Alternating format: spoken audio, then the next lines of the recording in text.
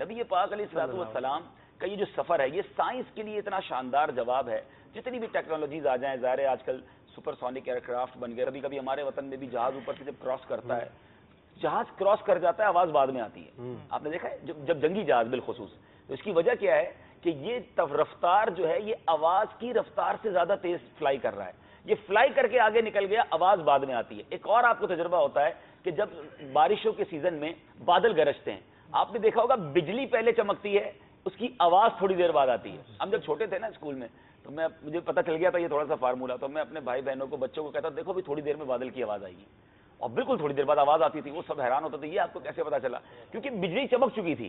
تو چونکہ روشنی کی رفتار زیادہ ہے، آواز کی رفتار کم ہے، تو روشنی پہلے نظر آ گئی، آواز بعد میں نظر آئی. تو بہت اسپیڈ ہے چیزوں کی. لیکن نبی پاک علیہ الصلوۃ والسلام کی رفتار کیا تھی؟ یہ جو سفر معراج ہوا، ذرا امیجن کریں، مدنی چینل کے ناظرین سن رہے ہیں کہ بستر سردیوں میں ہمارا جب ہم بستر سے اٹھتے، نماز کے لیے اٹھے یا صبح اٹھے، تو تھوڑی چند سیکنڈ تک وہ بستر گرم رہتا ہے. اچھا آج کل تو کنڈی نہیں ہوتی گھروں میں، لاک لگ گئے، ورنہ پہلے کنڈی ہوتی تھی. اب بھی پرانے گھروں میں گاؤں میں ہوگی، ہے نا. تو وہ دروازہ بند کریں تو تھوڑی دیر تک، فار فیو سیکنڈ، چند سیکنڈ تک کنڈی بھی ہلتی ہے.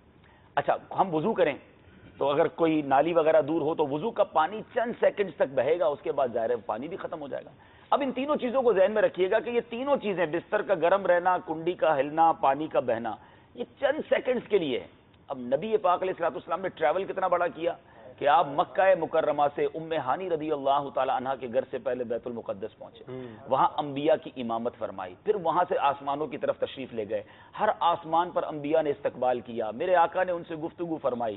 اب جناب 7ویں آسمان پر پہنچے، سدرۃ المنتہا پر پہنچے، پھر لا مکان کی سیر کی. وہاں کتنا عرصہ رہے وہ رب جانے اور ہمارے آقا جانے، کیونکہ وہاں تو کوئی اور تھا ہی نہیں، عرصہ بھی نہیں تھا. سبحان اللہ، بڑی گہری بات کی. ہاں اچھا، اب اس کے بعد پھر جنت اور جہنم کے طبقات ملاحظہ فرمائے، پھر مکہ پاک تشریف لائے. اب دنیا کی ساری سپیڈ ایک طرف.